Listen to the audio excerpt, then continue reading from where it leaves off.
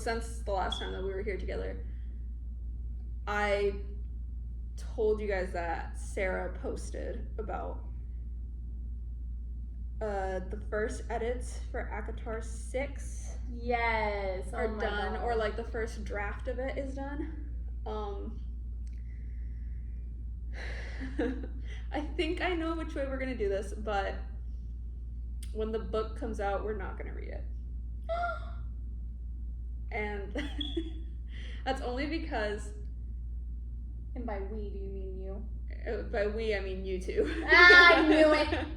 I will hold off on it, but I just mean it in the sense of no matter when it comes out, if we haven't finished reading Crescent City, we can't read ACOTAR 6.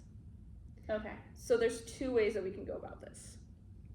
We can either, because the way that I was going to do it, and I think we're still going to do it this way, is after we're done reading ACOTAR, we're going to jump into Throne of Glass. And then after we're done with Throne of Glass, we'll jump into Crescent City. After we're done with Crescent City, then we can jump back to ACOTAR 6. Okay.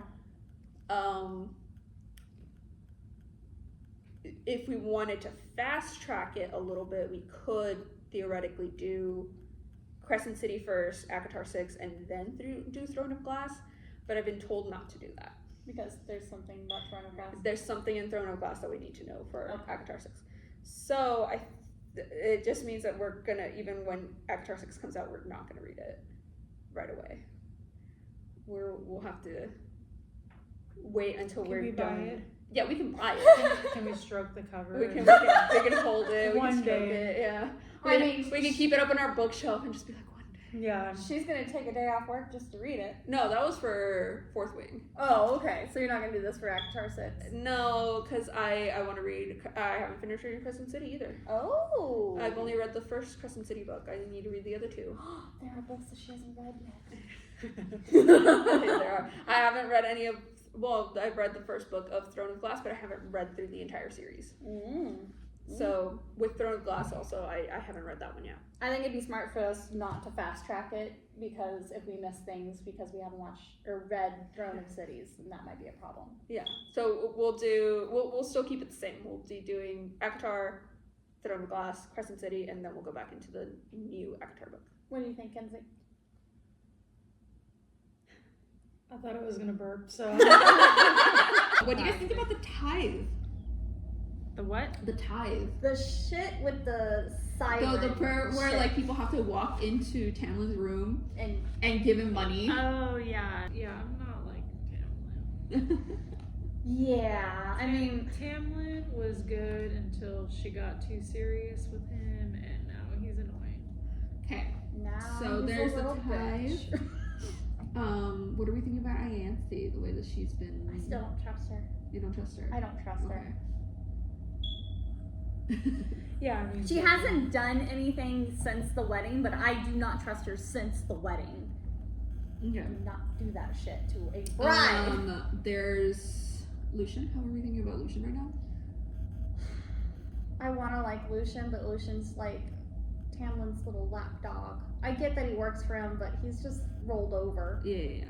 He does whatever Tamlin tells him to do. Yeah. Tamlin gives her a gift. Yeah. He gives her a traveling paint set. Mm-hmm. Which is the part that you texted about, where she was like, where they were fighting about how she couldn't do this. Yeah. And then he was, maybe you should marry somebody who can handle this. Yeah, I literally was straightening up my room, and I was like, Oh, I remember that. Okay. Yeah. And then how does he react? Turns into a baby. I'm sorry. No, he quite literally explodes. Yeah, Well, he yeah, like but then- explodes the yeah. room. She puts up a shield to protect herself, Yeah. and then he turns into a little baby. After that, he kind of lowers his surveillance on her, gives her a little more freedom. She feels a little like she can breathe a little more. And then Reese comes to pick her up. It's been 3 weeks. And she's like, thank God. The part I can't stand is the fact that when she comes out of the room, Reese right away is like, are they feeding you? What's wrong? Like, you're so skinny. It's like, Tamlin sleeps in the same fucking bed as her, but doesn't notice that she's losing way too much weight. Like, unhealthy amounts of Unhealthy to the point when she puts this is the part that sticks out to me. When she puts the night court clothes back on, she says they're even more loose than they were before. So and it wasn't even that long ago. Yeah, it's only been like 3 weeks. So within those 3 weeks, she's already dropped a significant amount of weight. Yeah, that part pisses me off so much. So she's back in the spring court again. She just came back from being with Reese. How are we thinking he's gonna react to the? Oh, that's where we left off. Yeah. That's where oh my god, I didn't even realize where we left off. I feel like Tamlin's gonna fucking interrogate her again. Yeah. I think that's all he. I feel like he's not actually gonna even try to stop this from happening because she's their insider on all the information on him. Ready, set, cheers! Oh, that first line already. I wasn't allowed. Ooh. That I was also not to hear. Whoa. Why is Ianthe picking out clothes? Like, what does that have to do with I don't know. her being like a I mean, priest? she keeps doing that shit. She keeps doing that. I think it's explained that like same thing like her picking out the wedding dress and stuff. Yeah. And, like they want Farrah to present a certain look. Right. Didn't she pick out what she wore to the tithes too? Yes. Mm-hmm. Yeah. That's what I thought. Ianthe's been like picking her outfits and being like, yeah, this is what you need to wear. This is what you're supposed to wear. This is what the lady of the spring court would be wearing. Yeah. What Tamlin's bride would be wearing. What a nice gig, priestess and fashion designer. Son of a bitch. Yeah. What the heck was that?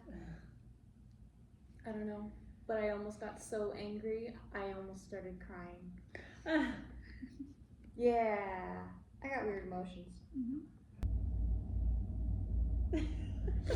She did what now?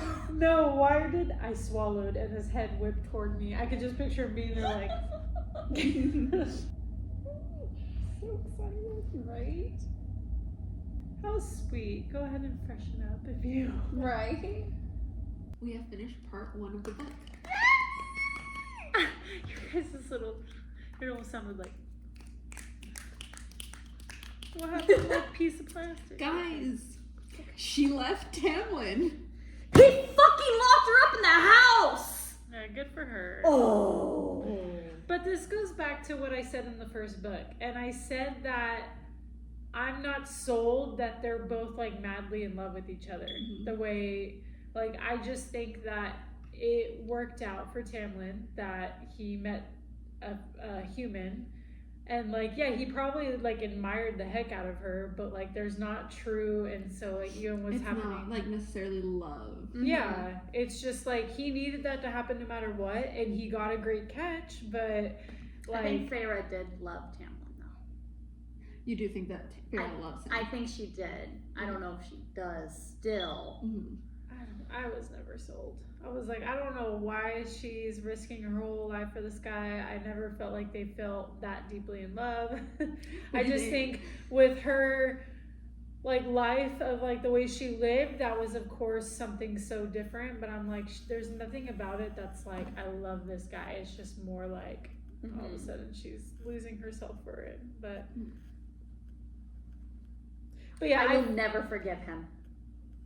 I was thinking like I saw both sides, and then as I was feeling that way on 128, that he'd locked me up. Either he so deeply misunderstood me, or he'd been so broken by what went on under the mountain. He's a fucking asshole. Well, and to me, I was like, no, I get it. I get like naturally him being protective, but it went back to how I felt in the first book. And I was like, I don't really feel sold that they're that in love. And now he's not recognizing who she even is. Like, she's always been a warrior. She was Well, and she also says, like, throughout that chapter specifically, she was saying, like, that girl that wanted to be docile and protected and taken care of died under the mountain. And Right. she's no longer that way. Like, yeah, she Under the Mountain changed her. Those Under things the that Mountain happened to changed her. she's now she wants to be proactive and like do something, and she needs to do that stuff in order for her to feel healed from the events that happened under the mountain. For and her to feel safe. He would rather, now that he has all his power, it says like, oh, now he can be that protector that he's always wanted to be for her. So he wants her to stay that way that she was when she was human, so that he can finally do the protecting and do the feel like he's protecting her. But now she no longer wants that. She no longer wants to be protected. She wants to help protect. Mm-hmm. Now she can. She's not that human anymore. Mm-hmm. She can actually do things if he'd fucking let her actually learn. Yeah. But he went way too far. Okay, can I tell you the part that pissed me the fuck off when I first read it? Yes. When she's like, take me with you, like it'll be good and like all that stuff, right? And he goes, he essentially goes, turns to her. I can probably look it up in the book, but he turns to her and he's kind of like, you can't, you're not even well trained. And it's like, well, yeah, no, duh, I'm not trained. Yeah. No, or even the fact that he actually said said, you can't even sleep throughout the night. Like, fuck you, Yeah, dude. like, You pretend like you're fucking asleep, like you don't even hear me. That's also him being, that's him acknowledging that he knows she can't. We already fucking knew he knew, but yeah, no, he just acknowledged it without even actually still caring about her. So wait, I'm confused though. The shield that was in the study when he gave the gift, was that her shield she That was created? hers. Okay, so that wasn't. She did that. But this other one, that was his. Him, yeah, Okay. he did that. Okay. Yeah, and Lucian even says, like, he's the one that put up that shield. People can go in and out except for you. Yeah, that. You're stuck until he takes it off, and then obviously Reese breaks it. But that was his plan, is like, oh, I'm gonna keep this shield Barely up. half a thought. Yeah. Barely half a thought, he breaks the shield. What did you think about Reese and Moore coming in to rescue her? I thought it was so sweet and so sad at the same time, because she had to be, like he actually said, she was screaming. Mm-hmm. Like she was scaring people. She became darkness. She wrapped herself in darkness. She was in a cocoon of darkness. I didn't even know she could do that. She didn't know she could do that. She didn't know that she did do that until he said it. Yeah. That's what's crazy is. Well, now we're learning from the High Lords that helped her when she died that she got a lot of different powers. I think Tamlin loves her more than like Razan does, but Razan like Fifi's like, I don't know. no, I don't think Razan loves her, but like the fact that he doesn't love Tamlin her, loves her. huh? I said I don't think Tamlin loves her. I think Tamlin feels love. It's just that's what I'm saying. Like Razan doesn't love her. I think Tamlin feels a little bit more emotion for her than Razan, but Razan gets her more. And I'm like, that's crazy that Razan can understand her a little more than even her own almost husband. I think Tamlin wants to control Feyre. Yeah, like he pisses me off, but I don't get like toxic vibes. I think he just is like, I'm gonna protect you. I'm sorry, you don't get toxic vibes from the guy that locks up his girlfriend in the house? No, I don't think he's like, you're full of crap, stay here. I really do believe that he's just like, I can't let anything happen to you, and it sucks, but I don't think it's like toxic. I don't think it's like, you're worthless, stay in here. I don't see it that way. The part that really gets me, even how you say that he was just trying to protect her, he was just trying to keep her safe. It wasn't that he thought she was like not helpful or anything. He knows what happened under the mountain. He knows that she was locked in a cell, that she was just stuck there forever. He knows. She has even said how she feels like she's drowning, being locked up, cooped up in this house. Yes. He knows about that, and then he still, even knowing how she feels about that, did exactly that. Locked her in the house. Yeah, I think he locks her in, and his mindset is like, we'll just figure it out another time. Like we haven't figured it out yet. So Essentially, like that'll be another problem for another day. Yeah, so like lock her up for now. We'll deal with it. We'll figure out a better solution. But for now, like you just need to stay here. Not caring how she feels. Is my thing. Do you guys want to say a parting word to the Spring Court? No. We'll not be going back to the Spring Court for the rest of the book, essentially. So much for spring. It's not that bright over there. Right? And we are saying hello to the Night Court. I'm so excited to see this place. Specifically, we're gonna say hi to Valaris. It was interesting how she was saying that everything had been destroyed by Amarantha. If there were a city in Perinthian, I would no doubt be visiting a ruin. Yes. That to me was interesting. Because Amarantha laid waste to all the cities of Perinthian. Right. This is essentially what Valaris looks like. Oh my gosh, that's gorgeous. Yeah. Wow. That's where she's going? That's where she's going, Valaris, the city of Starlight. Wow, okay. And then I was showing her Valaris. Oh, it's so pretty. Right? Valaris, the city of Starlight. Yeah, Valaris. I love that. Very mountain. I love it. Sorry, let me ask. Because I always ask this. How are we feeling about Ianthe? I'm still impressive. I think she might have a thing for Tamlin. Okay. After that soft-spoken voice she had just for him. How are we feeling about Lucian? I feel bad for Lucian. He's just really caught in the middle, it seems like. He really tried hard. And it sounds like Tamlin did something to him. I don't think we ever find out, but yeah. Obviously nothing physical that we could see, because she never mentions it. But yeah, no, She doesn't mention anything the next day. I feel really bad for Lucian. Lucian's fine. How are we feeling about Tamlin? He's not in a ditch. She said he can die in a ditch. Thank you. And I said, stop being a bitch. I don't think he's right. I just truly feel like I don't think he's evil. I don't think he's like a bad person. Okay. Or bad fairy, whatever. I just think he's, in the wrong and he's not doing anything correctly. How are we feeling about Rosand? He's really been a protector of Feyre through this book. I don't know if it's out of the goodness of his heart yet, but it's definitely something Feyre needs right now. Even if there's not an ulterior motive, I feel like it's still something she needs. Like to get away from Spring Court, really needed that. Yeah, I mean, I don't think of him as a protector, but I do think he's like the only one letting her breathe and letting her wings stretch. And